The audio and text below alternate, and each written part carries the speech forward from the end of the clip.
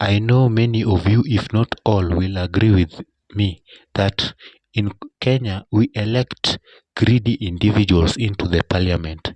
In short, we elect MPs instead of MPs.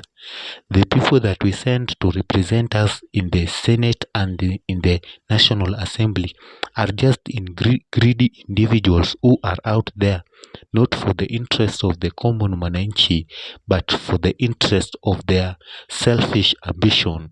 They are there to gratify their own selfish interests and ambitions.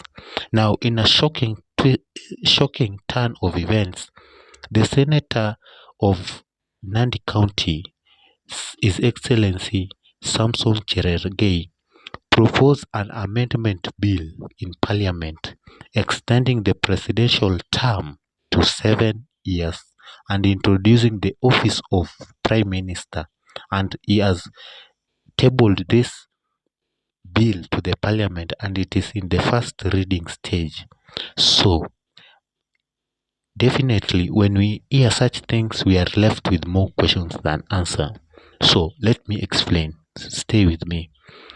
The presidential term, the time a president is allowed to rule in Kenya is 5 years. For that is for one term, and is allowed to go for another term. So that is a 5-year term that the president is allowed constitutionally to hold office in Kenya, according to the 2010 constitution. But Samson Cherargei has proposed an amendment which seeks to extend that term from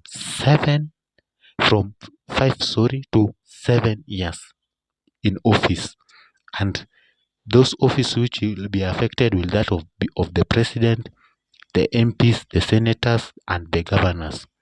So definitely from this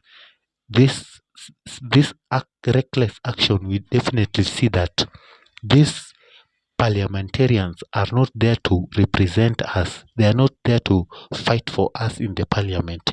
Instead, they are only fighting for their own selfish interests, things which will benefit them alone and not for us all.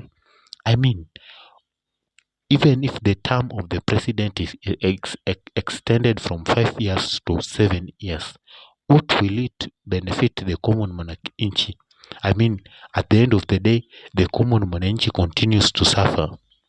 Let's take for an instant this ruthless and dictatorial Kenya Kwanza regime. Since it took power in 2022 September, up to now, it is 2 years. I think so. It is approximately 2 years since they are in office. And definitely from the manifesto and the promises that they gave us during their campaigns, there's nothing. Even a quarter of those promises that they gave us, not even a quarter of them have been fulfilled. There's zero work on the ground. But here we find a very stupid senator who is going to parliament to propose a bill to extend their term, from 5 to 7 years, so that they can continue staying in office and stealing funds from the public. They want to extend their term so that they can have a good ample time to loot. They want to have ample time so that they can loot public resources and misuse public offices at their own interest and at the expense of the common mwananchi.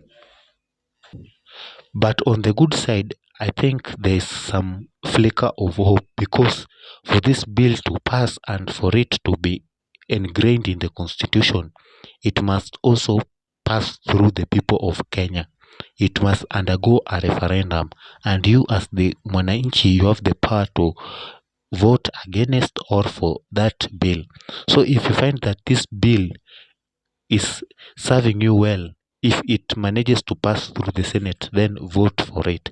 But if it is against you and it will injure you as a Kenyan, then vote against it. Make sure it does not pass and it fails terribly, so that we can shame these selfish politicians in this country.